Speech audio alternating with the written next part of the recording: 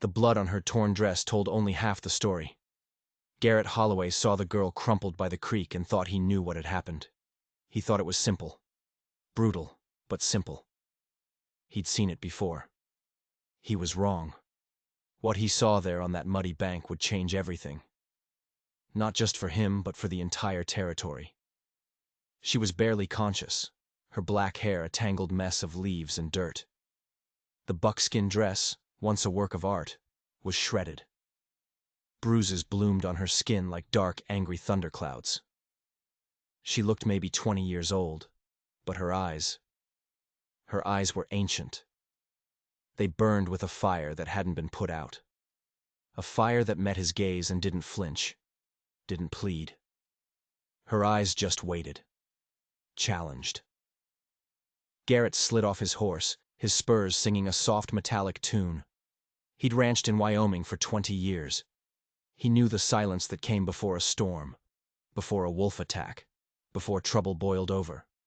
This silence was different. This was the silence of a held breath, right before lightning splits the sky in two. He stopped a few feet away, close enough to help, far enough not to spook her. He knew about wounded things. Sometimes the kindest thing you could do was give them space. But then she spoke. Her voice was a whisper, but it was as solid as the mountains behind them. She tried her native tongue first, then switched to the English she'd learned. "You will help me, or you will not," she said, each word a carefully placed stone. "But do not stand there pitying me." The words hit him like a physical blow, because she was right. He'd been looking at her like an injured animal, weighing the cost of kindness against the trouble it would bring. "I'll help you," he said, the words feeling small in the vast quiet. Something in her face changed. It wasn't relief. It was recognition. Like she'd set a test, and he'd just barely passed. He took off his duster and draped it over her shoulders.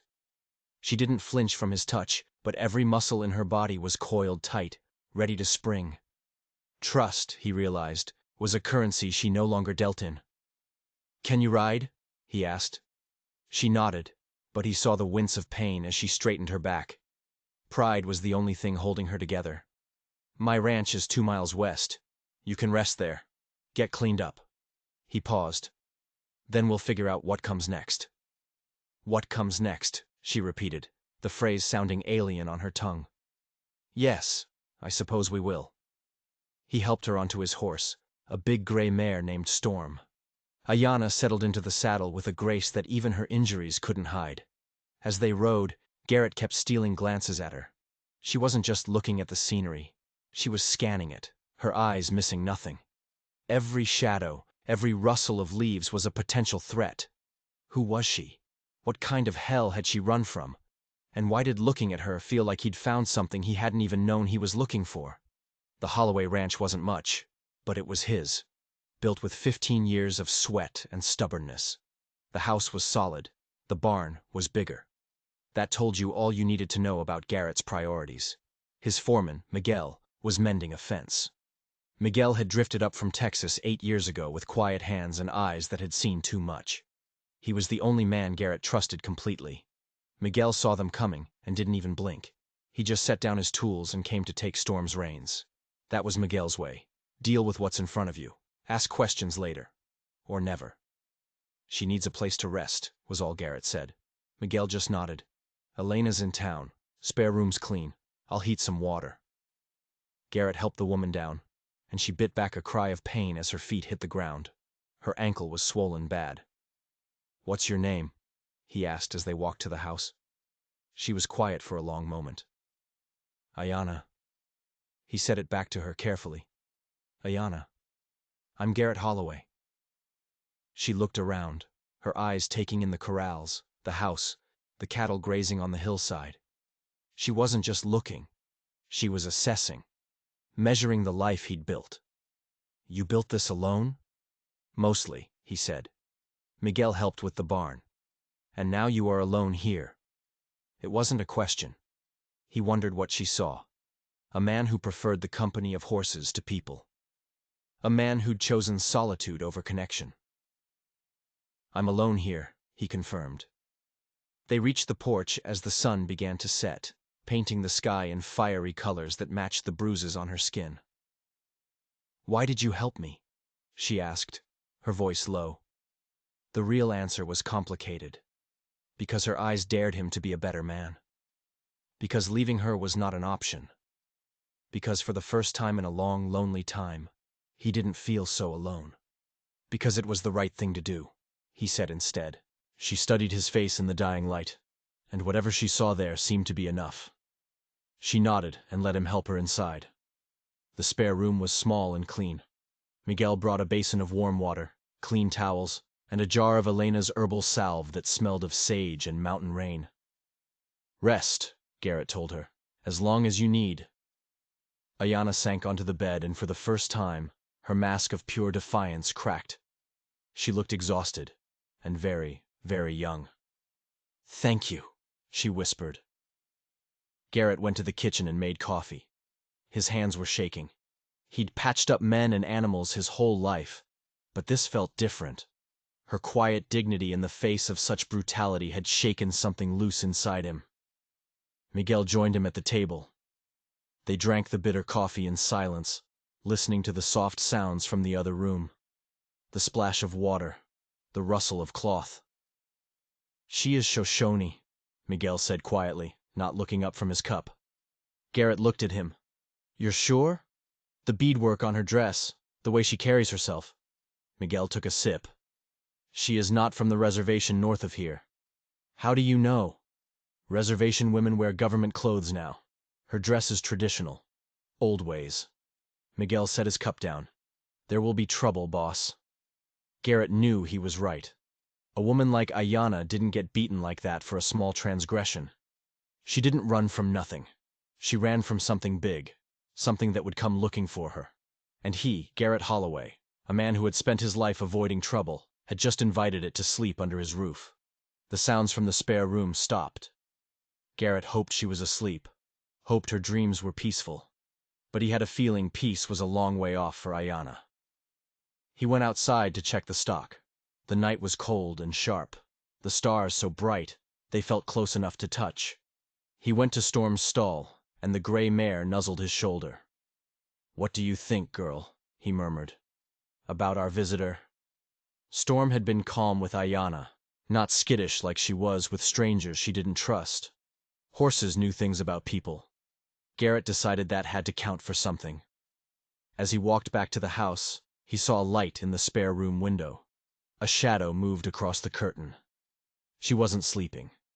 She was standing there, looking out into the vast, dark wilderness. He wondered if she was planning to run again. If she trusted him enough to stay until morning. Or if she'd learned the hard way that safety was just an illusion, and the only person you could ever really count on was yourself.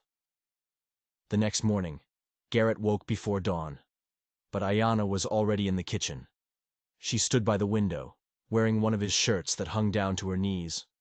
Her hair was braided, her face was clean. The bruises looked even darker in the pale morning light. But something else was different. The whole kitchen felt different. Coffee was brewing, smelling rich and strong. Eggs were scrambled in a pan, and bread was toasted and warm. His kitchen, a place for function and fuel, suddenly felt like a home. "Good morning," he said softly. She turned, her gaze direct, assessing him all over again. "Good morning. I hope you do not mind." "I don't mind," he said, looking at the breakfast she'd made. "Thank you." They ate in a comfortable silence, watching the sun come up. The coffee was the best he'd ever had. The eggs were seasoned with herbs he couldn't name, but they tasted like gratitude. "What did you put in this?" he asked. She considered the question. "Gratitude," she said, "and a little bit of wondering what happens next." After breakfast, they went to the barn. She moved with a stiff grace, watching him as he worked with the horses. Her attention was intense, as if she were trying to understand the man by watching how he cared for his animals. She moved to Storm's stall, offering her hand palm up. The mare leaned into her touch. "My father taught me that horses were gifts from the Creator," she said, her voice soft with memory. He said you can read a person's soul in how they treat an animal that has no choice but to trust them. She looked at him over the stall door. Your horses are not afraid of you. That says something. Before he could ask what, he heard it. The sound of riders. 3 of them, coming up the valley fast. They weren't coming for a social call. They were hunting. Ayanna went rigid beside him. Her fingers dug into his arm with surprising strength. I must tell you something, she said, her voice a low, urgent hum. Before they get here. He saw the fear in her eyes, but it was overshadowed by a fierce, blazing resolve. Yesterday, I was to be married, she said, the words coming in a rush. To a man I did not choose, a cruel man. When I refused him, he beat me. When I still refused, his family helped him. I ran. The riders were closer now. Garrett could see the glint of a sheriff's badge on the lead rider. The other 2 were native men, their faces grim and set like stone. I am not a possession to be traded like a horse, Ayanna whispered, her whole body trembling with a mixture of fear and fury. Garrett looked from her desperate face to the approaching riders. He knew, with a certainty that settled deep in his bones, that his quiet life was over. What do you want from me? He asked, his voice steady. Ayanna looked up at him, and her eyes held a wild, terrifying hope. It was the look of someone betting everything they had left on a single, desperate gamble. I want to choose my own life, she said, her voice shaking but clear. And if you will have me, I choose you. The words struck him with the force of a physical blow. She wasn't just asking for protection. She was asking him to declare war, to stand against her people, her traditions, and whatever darkness had sent her running to his creek. For 30 years, he had built walls around his life, keeping the messy complications of other people out. And in a single sentence, this impossible, defiant woman was asking him to tear them all down. The riders reined in. Sheriff Tom Morrison swung down from his horse, his movements stiff. Morning, Garrett, the sheriff said, his eyes flicking from Garrett to Ayanna and back again. We're looking for a Shoshone woman, name of Ayanna. Ran off from her people. They're worried about her. One of the native men spoke, his voice cold. She is promised to my brother. She must come home. The man was powerfully built, wearing a vest of intricate beadwork. His face was a mask of arrogance and anger. I am Joseph Standing Bear. This woman is my brother's intended. The bride price has been paid. She shames her family. Garrett felt Ayanna's grip on his arm. He looked down and saw the sheer effort it took for her not to run, not to hide. He saw the terror warring with her pride, and in that instant, his choice was made. He looked straight at the sheriff, his voice calm and clear. Sheriff, he said, I'd like you to meet my intended bride. Silence, thick, heavy, and absolute. The sheriff's jaw dropped. Joseph Standing Bear's face turned into a thundercloud.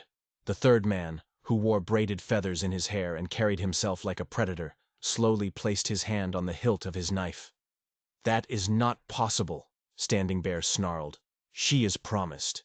The agreement was made 4 winters ago. 20 horses were delivered to her father. Then Ayanna did something Garrett didn't expect. She stepped out from behind him to stand at his side. A partner, not a prize to be protected. I never agreed, she said, her voice ringing with clarity. My father made a promise. I did not. Your brother accepted a bride who had never accepted him. A daughter's consent is not required, Standing Bear shot back. You will return with us now. Perhaps Thomas will still have you, despite this foolishness. The name, Thomas, seemed to poison the air. Ayanna flinched, but her voice grew stronger. Thomas, who beats women who displease him? Thomas, who believes paying for a horse gives him the right to own a person's soul. I will not return to be his property. The third man laughed, a short, ugly sound. You speak of shame, sister? What shame is greater than abandoning your people for a white man? What honor is there in betrayal? I betray nothing! Ayanna's voice flared with passion. I claim the right to choose who shares my life. If that is betrayal, then I betray gladly. The sheriff looked deeply uncomfortable. Now, miss, these are serious accusations, but running away, taking shelter here, it complicates things. What exactly are you saying, Sheriff? Garrett's voice was dangerously quiet. I'm saying tribal law and territorial law don't always see eye to eye, Morrison said, rubbing his jaw. And the folks caught in the middle are the ones who get hurt. There is no conflict here, Standing Bear insisted, stepping closer. She is Shoshone. Your white man's law has no authority over our affairs. And yet she stands on my land, Garrett said, his voice like stones grinding together. Under my protection, asking for my help. That makes it my affair, too. The air crackled with tension. It was a standoff of laws, of cultures, of wills. And Garrett Holloway, the man who never took a side, was standing right in the middle of it. He looked at Ayanna, at the desperate hope in her eyes, and knew he couldn't back down. Peace wasn't worth the price of her life. Sheriff, he said, his voice ringing with a certainty that surprised even himself. This woman came to me for help. She has asked me to be her husband. I have accepted. It's done. Sheriff Morrison shook his head slowly. Garrett, you know I respect you. But this is how feuds start. This is how men get killed. Some things are worth the risk, Garrett replied. The third man, the one with the knife, let out that same ugly laugh. Risk? White man, you know nothing of risk. His eyes, dark and hard as obsidian, fixed on Garrett. My name is Marcus Swift Eagle. I am war chief of our band. I have seen what happens when our people choose white ways. I have seen what happens to those who betray us for the promises of men like you. His gaze shifted to Ayanna, dripping with contempt. The promises are always broken. You speak of betrayal? Ayanna's voice cut through his venom. What of the betrayal of forcing a woman to marry a man who terrifies her? What of the betrayal of selling your daughters like cattle? What of calling submission to brutality honor? The words hit their mark. Swift Eagle's face contorted with rage. Standing Bear stepped forward, his patience gone. Enough. We did not come to debate. We came to take her home. He looked Garrett dead in the eye. You will release her to us, or we will take her. Garrett felt a strange calm settle over him. All his life, he'd played it safe. Built his ranch on the edge of the world to avoid this exact kind of trouble. But the trouble had found him anyway. And now he had to decide what kind of man he was. No, he said. The single word hung in the air. A declaration of war. Standing Bear's hand went to his rifle. Swift Eagle's fingers tightened on his knife. But Sheriff Morrison moved faster, his pistol clearing its holster with a practiced whisper of leather. Hold on, he barked, his voice cracking like a whip. Nobody is taking anybody. Not on my watch. This is a legal matter now. Territorial law has no authority here, Standing Bear protested. It has authority on this piece of land, Morrison countered, his gun steady. And it says a woman of age can choose who she marries. Now everyone, back off. Swift Eagle's eyes burned with cold fire. And what happens when you ride away, Sheriff? When this rancher is alone with his stolen bride? Do you think we will simply forget? The threat was naked, unmistakable. Garrett felt Ayanna tremble, but when he looked at her, he saw only fire in her eyes. Then I guess, Garrett said, his voice low and steady, we'll all find out what kind of men we really are. The standoff stretched, thin and brittle. 6 people, 1 wrong move from bloodshed. All right, the sheriff said, holstering his weapon but keeping his hand near. Here's what we're going to do. Miss Ayanna, you're going to tell me exactly what happened, from the beginning. And nobody, he glared at Standing Bear and Swift Eagle, is going to interrupt. Ayanna took a deep breath. She was no longer just a victim. She was a witness, demanding her truth be heard. My name is Ayanna Bearwoman, she began, her voice clear and strong.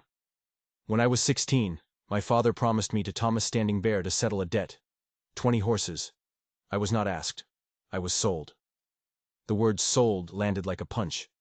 Standing Bear flinched. For 4 years Thomas visited our camp. He was possessive, cruel. He struck me for speaking to other men. He told me he would teach me proper submission after we were wed. My father said a husband has the right to discipline his wife. Her voice trembled, but she didn't stop. 3 nights ago he came to my family's lodge. He said since I would soon be his, he had the right to claim me. Early. The ugly meaning hung in the air. Garrett's hands clenched into fists. When I refused him, he beat me. He said I needed to learn my place. I fought him. He tired of the fight and left, promising to finish teaching me my lesson after the ceremony. I knew then I would rather die in the wilderness than live as his property. So I ran. She turned her burning gaze on Joseph Standing Bear. Your brother did not want a wife. He wanted a slave. You twist the truth, Standing Bear finally roared. Thomas is a respected warrior. If he was firm, it was because you are defiant. What honor is there in beating a woman who cannot fight back? Ayanna retorted, her voice sharp as flint. Enough! Swift Eagle exploded. This is why our people grow weak. Too much questioning. A woman who will not submit to her husband becomes a poison in the tribe. Continue, miss, the sheriff said, ignoring him. They caught me before dawn, Ayanna said, her voice dropping. Thomas beat me again. Worse this time. He said when we got back, he would take me publicly to show everyone his right to discipline me. I escaped again that night. I ran until I fell. Then this man, she looked at Garrett, found me. He offered me kindness. He offered me a choice. Choice! Standing Bear spat the word. Choice without respect for tradition is chaos. Our people survived by putting the tribe before the self. And our ancestors also taught that a person's spirit belongs only to the Creator, Ayanna shot back. Not to a man who buys them with horses. Swift Eagle stepped right up to Garrett, his face inches away, radiating pure hatred. And you, rancher, you think you're saving her? You are destroying her. You are breaking a sacred chain. Something is dying here today because of you, and it can never be replaced. Garrett met his gaze without flinching. I think, he said slowly, that any tradition that survives by breaking the spirits of its people is already dead. That was it. The final line. Swift Eagle's hand flashed to his knife. But the sheriff was already there, his body blocking the way. That's enough. Everyone, step back, now. Swift Eagle slowly, deliberately, relaxed his hand. But his eyes promised a reckoning. This isn't over, white man. The law won't always be here to protect you. That's a threat, Mr. Swift Eagle, the sheriff asked, his voice iron. It's a fact, Swift Eagle replied. The sheriff sighed, the weight of the impossible situation settling on his shoulders. He turned to Garrett and Ayanna. The law is on your side, for now. She has the right to refuse. But I advise you both to understand what you've started here today. This territory can get ugly fast. He mounted his horse. Mr. Standing Bear, Mr. Swift Eagle, I trust you will respect the law. We understand your law, Sheriff, Standing Bear said, his voice dripping with sarcasm. But this matter is not closed. Morrison nodded grimly, then spurred his horse and rode away, leaving them in the heavy silence. Standing Bear and Swift Eagle mounted their horses. This is not finished, Standing Bear called out, his voice a cold promise. You have chosen to steal what was promised to my family. There are consequences for theft, rancher. A person can't be stolen, Garrett said calmly, because a person isn't property. Standing Bear's smile was a chilling slash across his face. We will see what you think about property when the winter snows fall, and you are alone in this valley with only your stolen bride to keep you warm. They wheeled their horses around and rode off, leaving a cloud of dust and menace hanging in the air. Garrett and Ayanna stood watching them go, the morning sun feeling suddenly cold. Well, Garrett said into the quiet, I suppose that settles that. Ayanna turned to him, her expression serious. Does it? You heard them. They won't just let this go. No, he agreed. They won't. He met her gaze. Are you having second thoughts?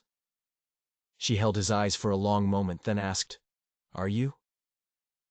He thought about the quiet, predictable life he had just thrown away. The safety, the solitude.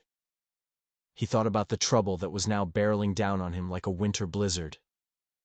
And he thought about her. "No," he said, and the word felt like the truest thing he'd ever said.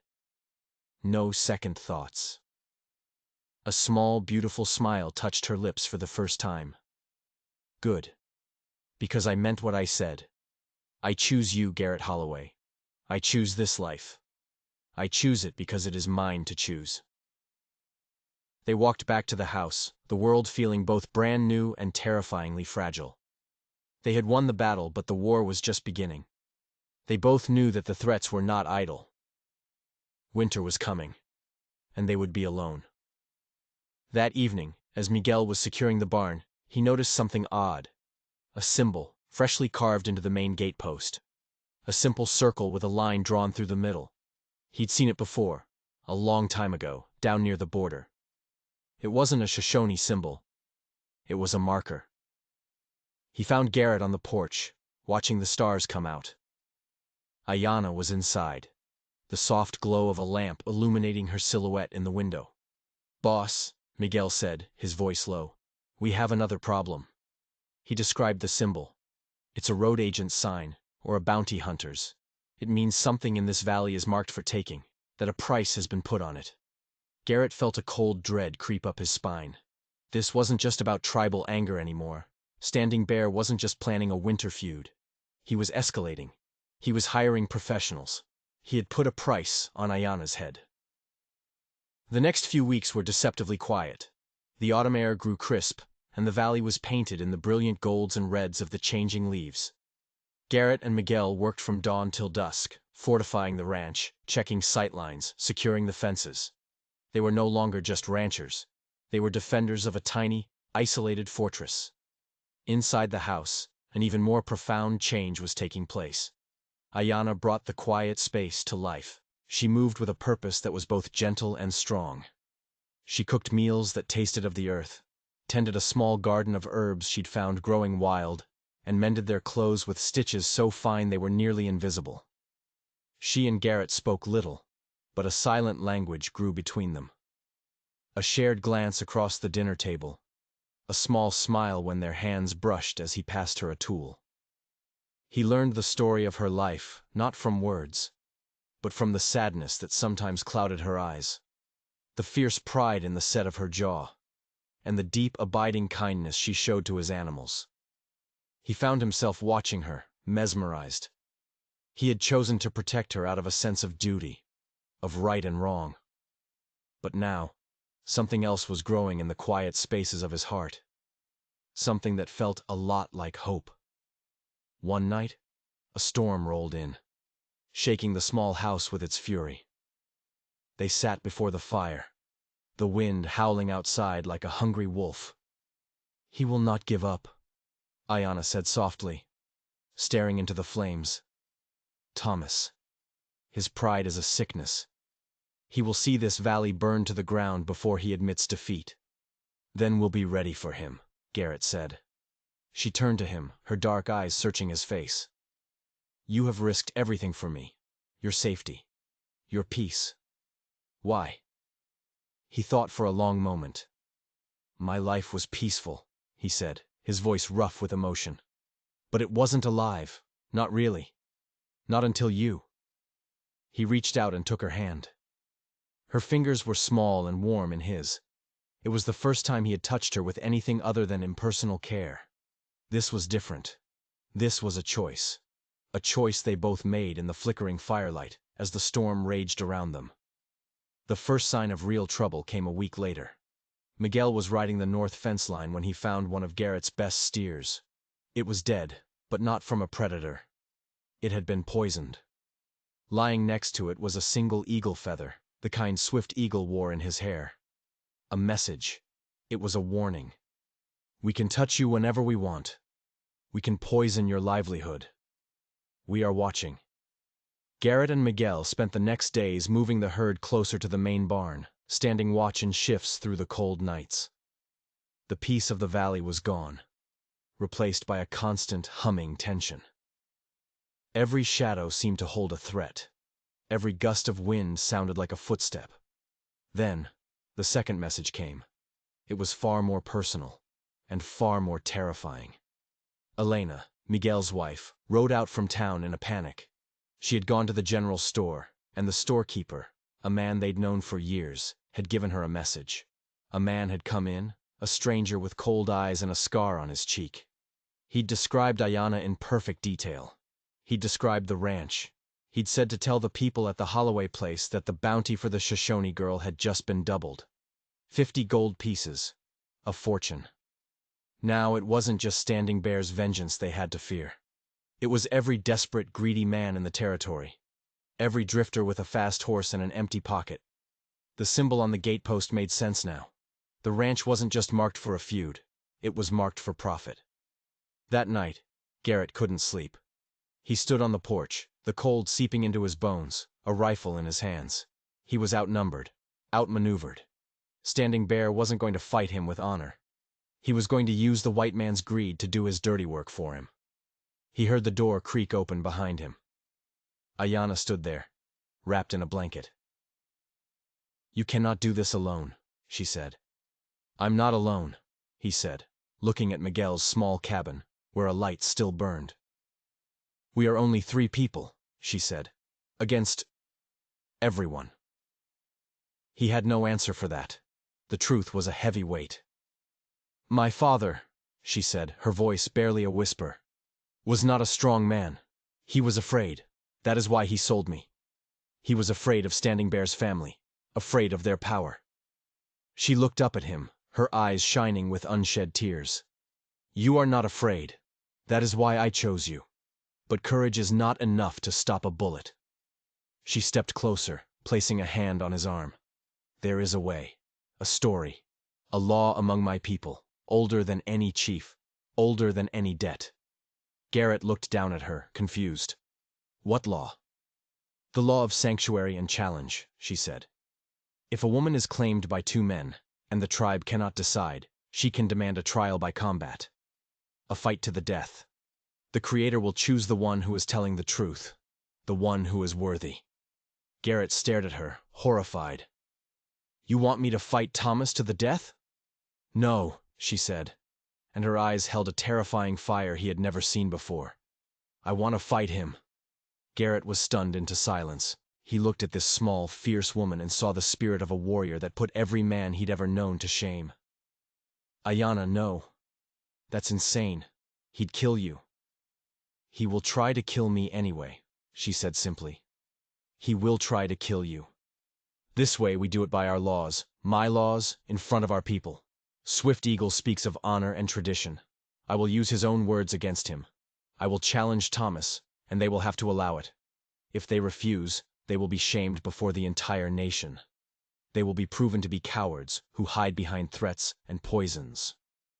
It was a brilliant, insane plan. A gamble so desperate it might just work.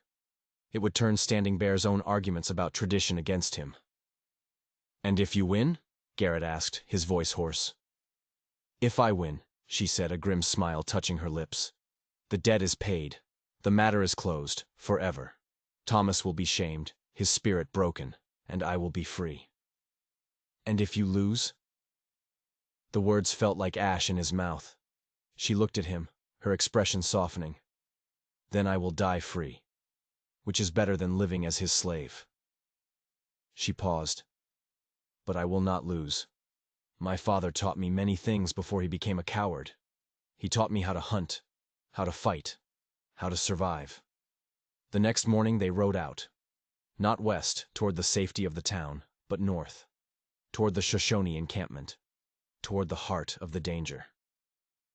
Miguel rode with them, his face grim, a rifle across his lap.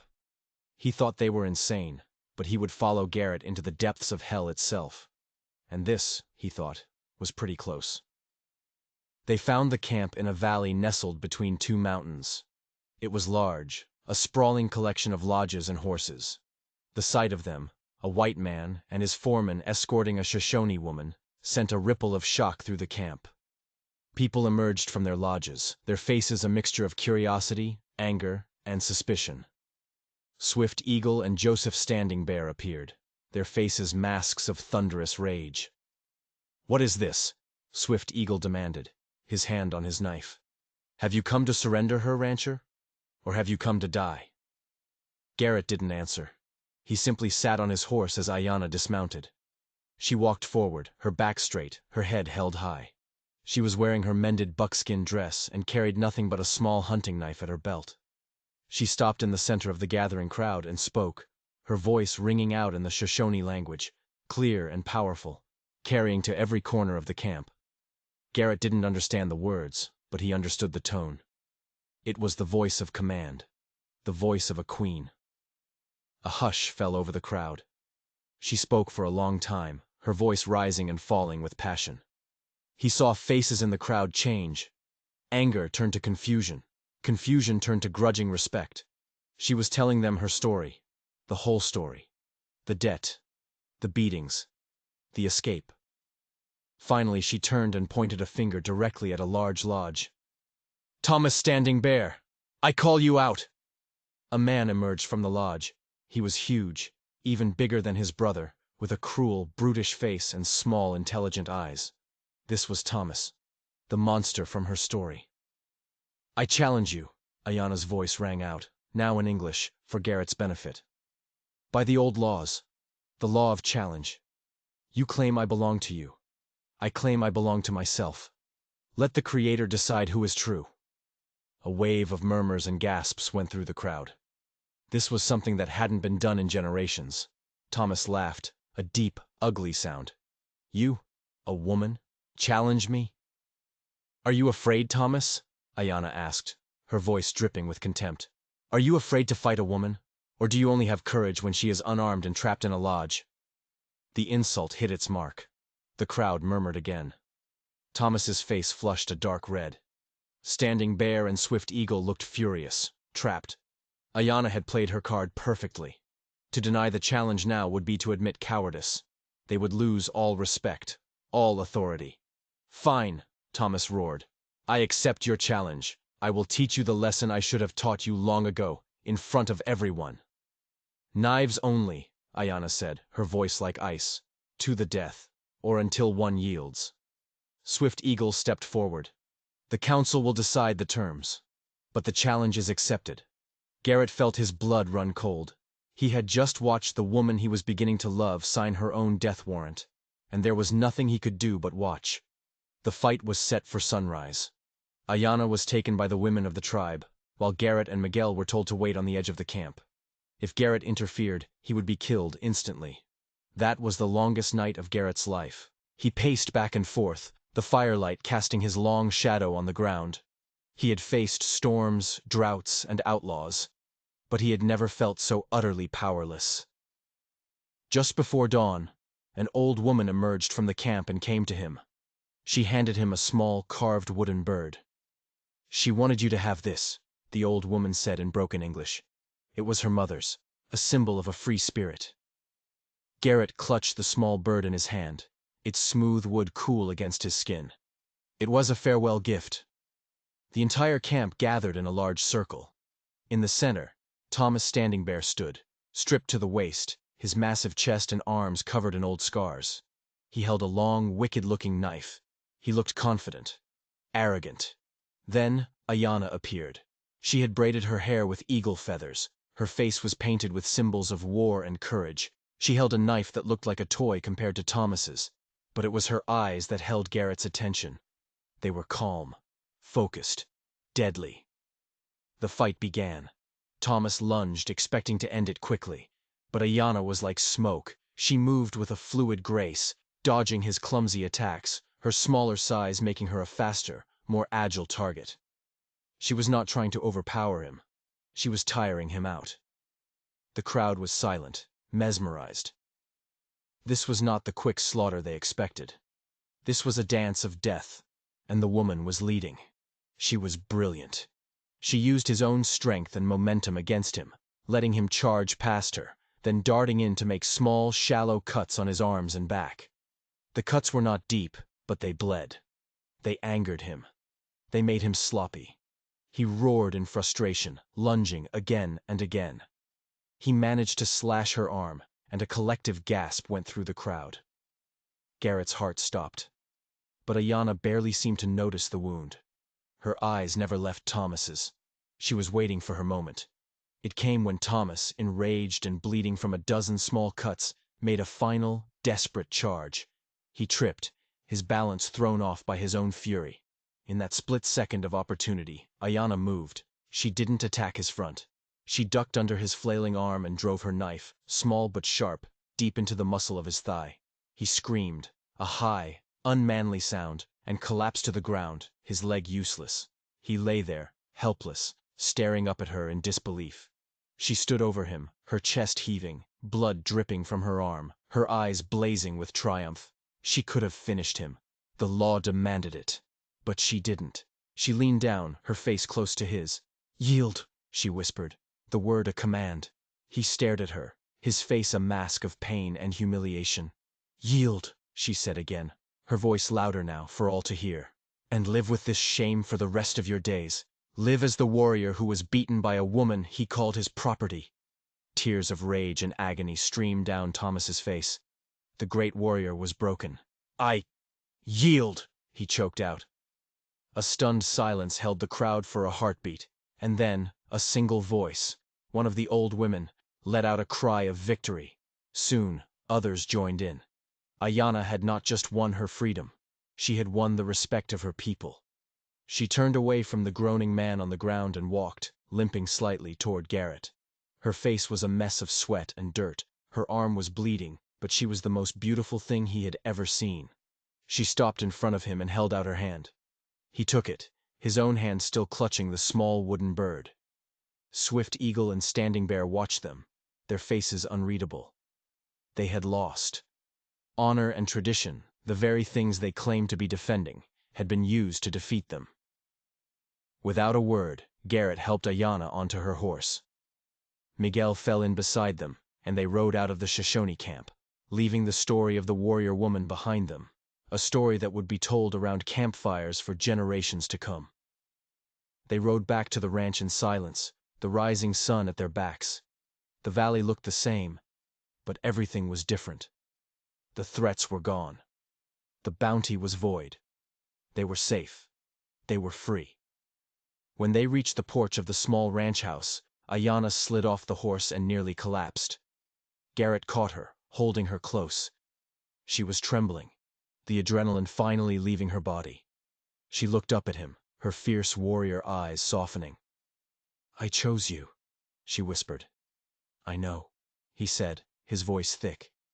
He gently touched the cut on her arm. "Let's get you inside. Let's get you home." Home. The word hung in the air between them, full of promise. They had faced down the darkness and won. They had earned this peace, this quiet valley, this chance at a life together. The blood on her dress had told the beginning of the story, but her courage, her spirit, had written the end. If you enjoyed this story, don't forget to like and subscribe for more tales from the wild and forgotten corners of history.